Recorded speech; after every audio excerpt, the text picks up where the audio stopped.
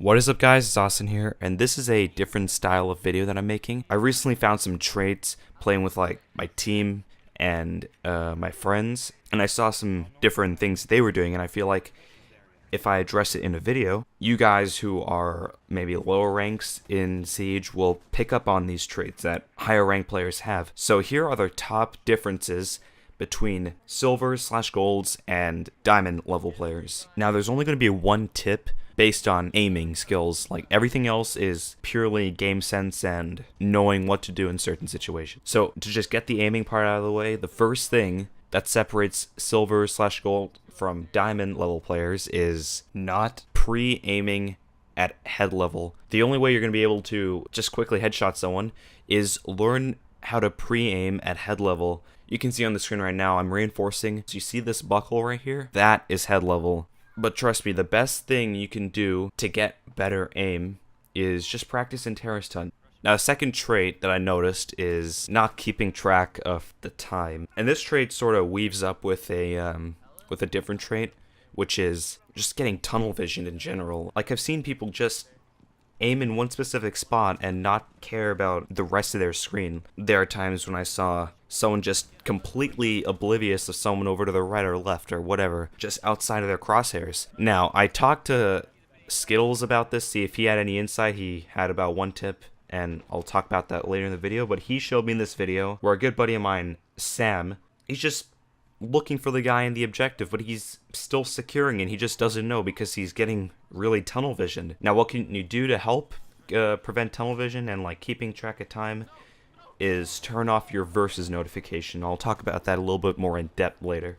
Now, the third trait that I noticed is finding yourself in a situation where someone was telling you how you could have survived the situation by playing a little bit differently, but you're sitting there saying, oh, there's no way I could have survived that, you know? Like, they all rushed me at the same time. There's no way I could have done anything. You're correct. There's nothing you could have done if every single person was rushing you, but you could have read a little bit further into the circumstances rather than finding yourself in the situation in the first place. Picture, you're on consulate, and you're attacking garage, or Blackbeard, and you're outside the garage trying to peek in, like you're behind the car outside, you're trying to peek in, see where these people are. You see your teammate dies. Sure, just keep trying to peek the garage door. But then you notice that two more of your teammates die. Like, this is just an example, but this is where you would read into the situation and see, oh shit, I need to get out of here. I need to, like, attack from a different way. But no, a lot of times people just try and keep peeking the same angle, and eventually their last teammate will die, and everyone just knows where you are. They just run out at you.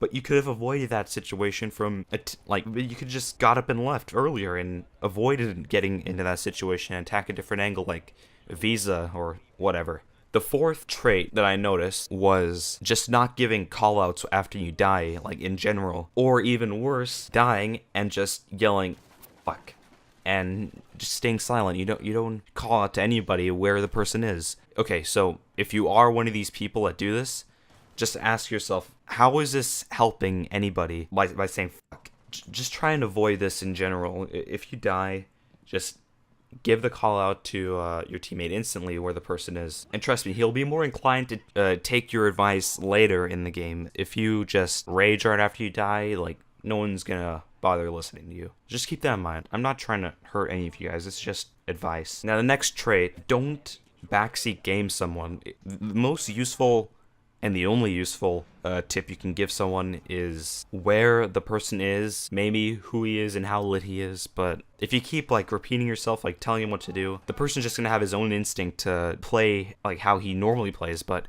if you keep telling him what to do, that's gonna sort of fuck him up a little bit, and he won't know what to do in general, and that's what's gonna lose him the round. And the last thing I can think of at this moment would be Skittles' point out, which is don't go for kills, go for the next kill. You need to have faith in your ability to aim. But if you don't have faith in your ability to aim, that's going to be your downfall at the end when you try and go for a kill.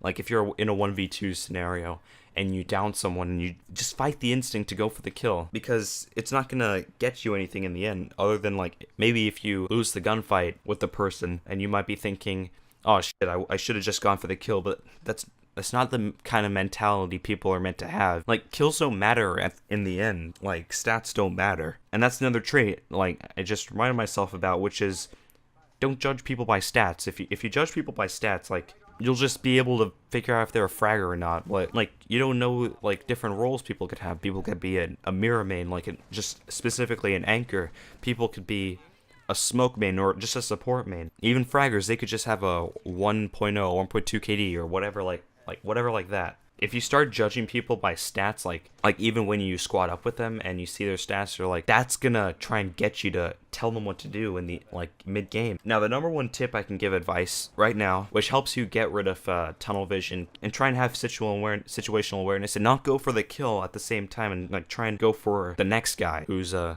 actual threat, is turn your points and your versus notification off. You just go to show scoring in HUD preferences and show versus notification. Just turn those off. And in time and with practice, with the versus notification being off, you're not focused on, like, the center and the top center of your screen. You'll be more aware of what's happening around you. With practice, you will not just be focused on the center of your screen, but you'll be focused on, like, the top right, for example, because you'll be wanting to look at the kill feed. With time, you'll notice that naturally, and you won't have to keep looking up and down. And with your sight being extended that far, it'll probably extend all across the screen, and you won't be focused just specifically on one spot. Now with the points system, this will take a little bit of faith, because it's a psychological thing at the end of the day. If you want to get better and you turn your points off, now when you kill someone in game, you see the points pop up and you're like, woohoo. Like, it gives you too much satisfaction almost. Now, I'm not saying this for all players. Like, there are diamond and platinum level players that have points turned on, but this isn't an issue for them at the end of the day. When you first start playing with points turned off, you know, if you down someone, you won't know. But with practice, that won't be an issue either, because you'll be able to hear when you down the person, you know? And back to the part where I was talking about the satisfaction, like, if you turn your points off, you won't get that level of satisfaction, and you won't care as much. And once you stop caring about getting kills, you'll just naturally get more kills at the end. Now, we're at the end of the video. There are two things you can do with this information.